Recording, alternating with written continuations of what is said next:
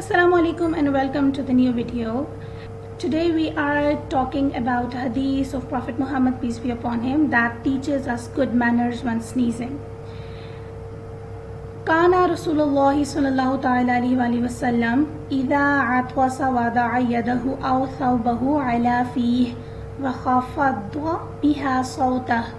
Translation: when Allah's Messenger Muhammad sallallahu ta'ala alayhi wa sallam would sneeze, he would place his hand or cloth over his mouth to lessen the sound. This means that when the Prophet sneezed, he covered his mouth with his hand or a piece of cloth to make the sound quieter. This simple action shows respect for others and keeps germ from spreading. It also teaches us to be mindful of our actions, even small ones like sneezing. For example, when you sneeze at school or home, remember to cover your mouth to keep everyone around you healthy.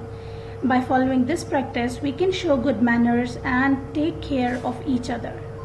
Thank you for watching. If you liked the video, please share, like and subscribe.